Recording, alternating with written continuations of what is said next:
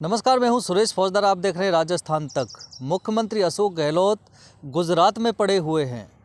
वो कह रहे हैं वहाँ कांग्रेस को जिताना है गुजरात में और राजस्थान मॉडल गुजरात में लागू करना है। अरे मुख्यमंत्री जी, राजस्थान मॉडल गुजरात में तो लागू कर दीजिए, लेकिन राजस्थान में आकर के राजस्थान मॉडल की धरातल पर क्या स्थिति है इसका भी तो आकलन कर लिया होता, उसका फीडबैक ले लिया होता, उसका विश्लेषण कर लिया होता। खासकर आपके जो जिला कलेक्टर लगे हुए हैं उनके जरिए रिपोर्ट, तथ्यात्मक रिपोर्ट और विश्लेषण रिपोर्ट आपने ले ली होती, उस पर गहन अध्ययन कर लिया होता, एक गौर कर लिया फरमाया होता तो पता लग जाता कि राजस्थान मॉडल की क्या स्थिति है। आपकी जो फ्लैगशिप योजनाएं हैं, वो फ्लैगशिप योजना जो सरकार आम जनता की सुकून और सहूलियत और सुविधा के लिए जारी करती है, उसकी धरातल पर स्थिति क्या है। दरअसल पूर्वी राजस्थान का द्वार कहे जाने वाले भरतपुर की हम बात कर रहे हैं। जो राजस्थान मॉडल और राजस्थान सरकार की जो फ्लैगशिप योजना है उनका क्या हाल है, वो किस तरह से बदहाल हैं, आम जनता तक उनका कोई फ़ायदा नहीं पहुंच रहा है, उसके बारे में आज हम इस स्टोरी के माध्यम से राजस्थान तक के दर्शकों को आज वाकिफ कराने जा रहे हैं। दरअसल भरतपुर में कुछ महीने पहले कांड होता है। अवैध खनन और वैध खनन के खिलाफ साधु संतों का काफ़ी समय से आंदोलन चलता है। वो आंदोलन इतना विकराल रूप धारण कर लेता है कि एक साधु को आत्मदाह करना पड़ा, जिसके बाद उसकी मौत हो जाती है। सरकार कटघरे में शामिल होती है।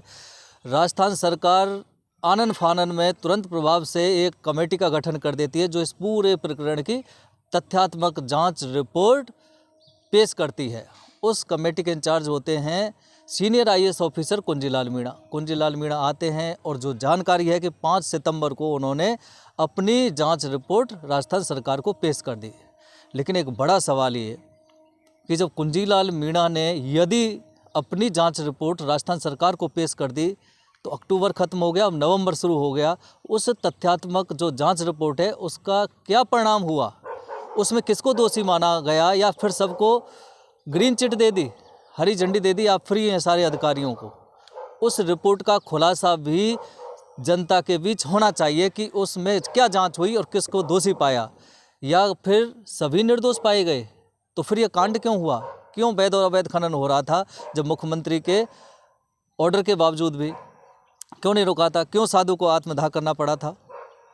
तो इसकी जांच रिपोर्ट जो भी आई है उसका परिणाम क्या हुआ है, कौन दोषी है या कौन निर्दोष है, उसका खुलासा भी आम जनता के बीच होना चाहिए। भरतपुर की जनता खासकर साधु संत इस चीज़ की मांग कर रहे हैं, लेकिन अभी तक सरकार इस स्थिति में नहीं है कि उसका जांच रिपोर्ट का खुलासा करे।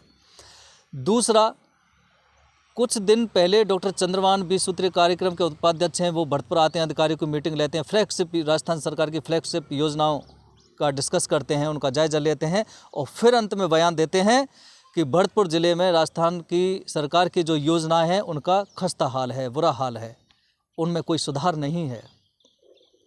इसके बाद एसीएस आते हैं सुबोध अग्रवाल, जो खनन और पानी की स्थिति को यहाँ पे लेकर डिस्कस करते हैं, अधिकारियों से चर्चा करते हैं और फिर अधिकारियों को लताड़ लगाते हैं।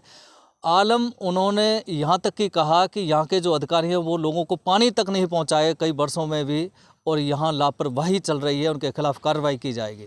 लेकिन उसका क्या हुआ, कुछ नहीं हुआ। इसके अलावा अवैध खनन भरतपुर ज़िले में पिछले 8, 9 या 1 वर्ष से विकराल रूप धारण कर चुका है। अवैध खनन की शिकायतें आमतौर पर आ रही हैं। भरतपुर से भाजपा सांसद रंजीता कोहली काफ़ी समय से अवैध खनन के खिलाफ लड़ रही हैं, लेकिन अवैध खनन का कारोबार ठप्प नहीं हो रहा है, ना बंद होने का नाम ले रहा है। आखिर ये खनन माफिया हैं कौन, सरकार इनके सामने क्यों कमज़ोर साबित हो रही है, जिला प्रशासन क्यों कमज़ोर साबित होता है कि इनके खिलाफ कार्रवाई नहीं करता। पहाड़ियाँ ख़त्म हो रही हैं, माफिया पनप रहे हैं, आम जनता पिस रही है, राजस्थान सरकार के राजस्व को घाटा जा रहा है, लेकिन कोई सुनने वाला नहीं है। ये जो पूरा प्रकरण है, इस पूरे प्रकरण की जो जिम्मेदारी होती है वो राजस्थान सरकार का मेन नुमाइंदा होता है हर ज़िले में जिला कलेक्टर। भरतपुर जिला कलेक्टर आलोक रंजन को उनकी गलतियों के लिए 3 बार नपने का अवसर भी मिला, उनको सरकार ने नाप भी दिया था। मुख्यमंत्री अशोक गहलोत उनसे नाराज़ भी हो गए थे क्योंकि साधु संत ने जिस तरह से आत्मदाह किया था, तो जो जानकारी मिली थी कि जिला कलेक्टर आलोक रंजन के खिलाफ से मुख्यमंत्री अशोक गहलोत नाराज़ हो गए थे और उनके खिलाफ कार्रवाई कर रहे थे। उनको यहाँ से तबादला भी होना था लेकिन नहीं हो सका। फिर दूसरा कांड होता है अप्रैल 19 अप्रैल 2022 में कुमेर थाना क्षेत्र के गांव सह में, जब आलोक रंजन कलेक्टर की मौजूदगी में एक नाबालिग लड़की की शादी कराई जाती है। उस समय भी जिला कलेक्टर को नपवे की संभावना थी, मुख्यमंत्री नाराज़ हो गए थे। इसके अलावा डॉक्टर चंद्रमान ने जब फ्लैगशिप योजनाओं को लेकर के कहा था कि यहाँ स्थिति खराब है, सुबोध अग्रवाल ने कहा लोगों को पानी नहीं पहुँच पा रहा है, अधिकारी लापरवाही कर रहे हैं, तब भी जिला कलेक्टर आलोक रंजन के खिलाफ कार्रवाई होनी थी।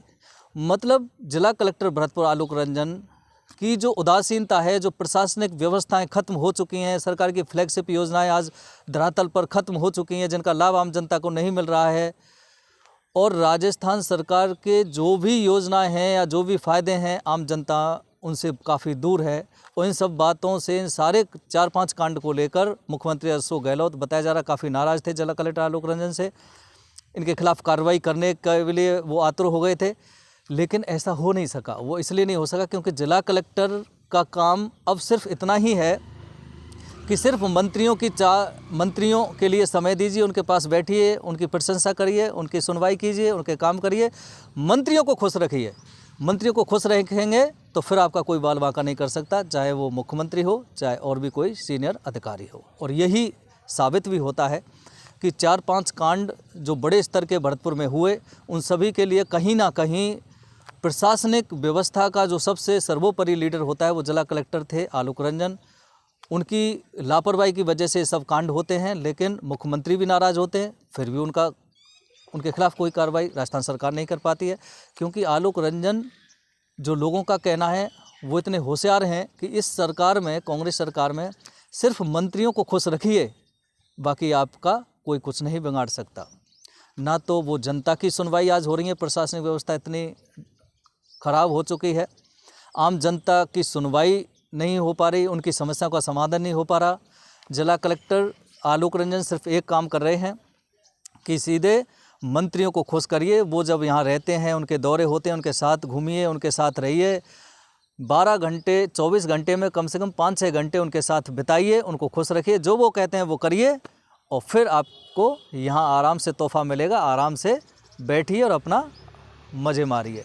लेकिन अगर ऐसे ही चलेगा तो फिर मुख्यमंत्री अशोक गहलोत कहते हैं कि राजस्थान में हमारी जो फ्लैगशिप योजनाएं वो इतनी कारगर हैं कि देश में कहीं भी नहीं है। खुद प्रधानमंत्री नरेंद्र मोदी ने हमारी योजनाओं का प्रशंसा की है। गुजरात को फतेह करने के लिए कांग्रेस मुख्यमंत्री अशोक गहलोत आज चुनावों में राजस्थान मॉडल की बात कर रहे हैं। लेकिन राजस्थान मॉडल की बात करना उस समय अच्छा नहीं होता जब आपके ज़िलों में आपकी ही योजनाएं, आपके ही मॉडल को ख़त्म किया जा रहा हो और जिला कलेक्टर आपके ऊपर हावी हो रहे हों, जिला कलेक्टर आपको कुछ नहीं समझते हों। क्यों? क्योंकि उनको पता है कि हमारे साथ मंत्री हैं, हम मंत्रियों का फ़ायदा कर रहे हैं, हम मंत्रियों को खुश कर रहे हैं बस। और यही वजह बताई जा रही है कि मुख्यमंत्री अशोक गहलोत काफ़ी नाराज़ भी कई बार हुए थे जिला कलेक्टर भरतपुर आलोक रंजन से, लेकिन उनके खिलाफ कार्रवाई भी करना चाहते थे लेकिन नहीं कर पाए, क्योंकि जिला कलेक्टर आलोक रंजन के साथ भरतपुर जिले के सभी मंत्री और सभी विधायक थे। और मुख्यमंत्री अशोक गहलोत इन मंत्रियों और विधायकों को नाराज़ नहीं करना चाहते थे। और सरकार, कांग्रेस सरकार में चल भी रहा है कि अधिकारी, कलेक्टर, एसपी, थानेदार, डीएसपी जो भी लगेगा वो विधायक और मंत्रियों के कहने से लगेगा। विधायक मंत्री चाहेंगे तब तक अधिकारी रहेंगे, वो नहीं चाहेंगे तो नहीं रहेंगे। तो फिर जनता के लिए काम कौन करेगा? मंत्री सुनवाई नहीं करते, अधिकारी उनके लिए कोई काम नहीं करते। राजस्थान सरकार कहती है मॉडल, राजस्थान मॉडल की बात करती है, फ्लैगशिप योजना की बात करती है, लेकिन धरातल पर सब कुछ हवाई चल रहा है और सारी चीज़ सिर्फ हवा में चल रही हैं। कोई जनता, जो प्रदेश की जनता है, ना तो उसकी कोई सुनवाई करने वाला है, ना उनके लिए कोई काम करने वाला है, ना तो मंत्री, राजस्थान सरकार के नुमाइंदे, ना ही वे लोग जिनकी जिम्मेदारी होती है प्रशासनिक सिस्टम, प्रशासनिक ढांचा। इस सरकार में जिस तरह से लापरवाह और एक कमज़ोर हुआ है, वह कांग्रेस सरकार के लिए गले की फांस भी आगामी विधानसभा चुनाव में बन सकता है, ऐसा लोग बता रहे हैं।